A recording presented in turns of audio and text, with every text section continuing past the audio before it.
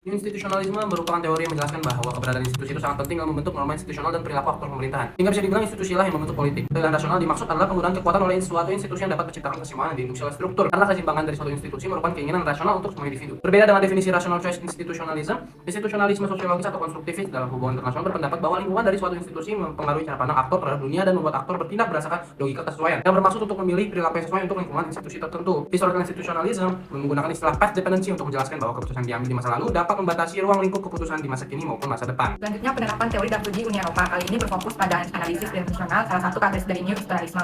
Analisis internasional telah meneliti ketiga fungsi utama pemerintah di tingkat Uni Eropa. Yang pertama yaitu politik legislatif, berisi penjelasan tentang pengambilan keputusan dalam Dewan Menteri serta peran legislatif Parlemen Eropa yang terus berubah. Yang kedua, politik eksekutif, yaitu pendelegasian kekuasaan eksekutif kepada Komisi Eropa dan lembaga-lembaga lain dan pelaksanaan kekuasaan tersebut. Tiga, yaitu politik yudisial, khususnya peran Mahkamah Eropa dalam hubungannya dengan pemerintah anggota Uni Eropa dan pengadilan nasional. Politik Uni Eropa seringkali dilihat dengan teori rational choice, di mana institusi dipandang sebagai satu, sebagai variabel yang mempengaruhi kebijakan, dua, sebagai hasil dari tindakan aktor-aktor, hingga institusi itu cenderung bertahan lama. Namun, Polak mengkritik teori rational choice karena mengabaikan poin penting dari teori neofungsionalis, yaitu integrasi Eropa adalah proses yang terus berkembang dan seringkali keluar dari kendali negara-negara anggota akibat keputusan awal yang tidak terduga. Para ahli kemudian menggunakan pendekatan historical institutionalism untuk memahami pengaruh waktu termasuk efek path dependence and lock-in. Stark juga menyebutkan jebakan pengambilan keputusan bersama yang dikarenakan beberapa hal. Satu, keputusan dibuat oleh banyak negara. Dua, keputusan harus disepakati secara bulat. Tiga, jika tidak ada kesepakatan, kebijakan lama akan tetap berlaku. Pearson menjelaskan bagaimana proses integrasi Eropa bisa tergantung pada keputusan-keputusan masa lalu atau path dependence yang membuat kebijakan dan institusi itu sulit diubah setelah dijalankan. Meskipun pada awalnya negara anggota Uni Eropa dapat mengontrol kebijakan Uni Eropa, tetapi dengan seiringnya waktu mereka akan kehilangan kendali atas kebijakan. Mengapa UE memperluas anggota? Pada tahun 1990-an, UE membuat keputusan besar menerima hingga 12 negara baru. Tentu saja ini bukan tanpa tantangan. Tokoh-tokoh seperti Frank Simmelfending dan Ulrich Sedelmeier menjelaskan bahwa keputusan ini bukan hanya didorong oleh kepentingan material. Yang kedua, bagaimana negosiasi ini terjadi? Sekarang mari kita lihat bagaimana proses negosiasi berlangsung. Andrei Moravcsik dan Milada Fakhudova berpendapat bahwa rasionalitas dan kepentingan material memang memainkan peran penting.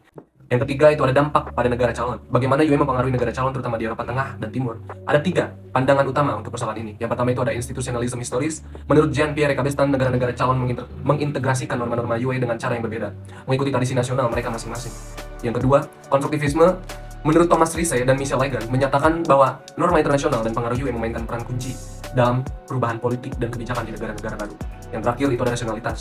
Menurut Karen Kelly, mengupakan bahwa syarat-syarat keanggotaan UE memberikan insentif rasional bagi negara calon untuk melakukan reformasi demi mendapatkan status sebagai anggota UE. Dan yang terakhir, poin keempat itu ada dampak pada institusi UE. Akhirnya, bagaimana perluasan mempengaruhi institusi UE? Teori rasionalitas menjelaskan bahwa dengan bertambahnya anggota, proses pengambilan keputusan menjadi lebih rumit. Studi awal menunjukkan bahwa meski ada tantangan, institusi inti UE seperti komisi, dewan, dan parlemen masih berfungsi dengan baik, dan output dari legislatif tetap meningkat. Dalam satu dekade terakhir, teori institusionalisme baru, yaitu sosiologis, konstruktivis, serta rasional, telah mendominasi studi integrasi Eropa. Keunggulan pendekatan ini dibandingkan dengan teori neofungsionalisme dan intergovernmentalisme tradisional terletak pada dua hal. Pertama, teori-teori ini menghubungkan studi Uni Eropa dengan teori politik yang lebih umum. Kedua, teori-teori ini menantang batasan antara hubungan internasional dan politik komparatif dan menunjukkan relevansi konsep institusionalisme di tingkat internasional maupun domestik. Namun sebagai teori tingkat menengah, teori-teori ini tidak sepenuhnya menjelaskan penyebab utama integrasi Eropa dan cenderung mengabaikan dampak transformasional dari institusi terhadap preferensi dan identitas aktor. Oleh karena itu, penelitian lebih lanjut diperlukan untuk menjembatani kekurangan ini dan memperkaya pemahaman kita tentang integrasi Eropa.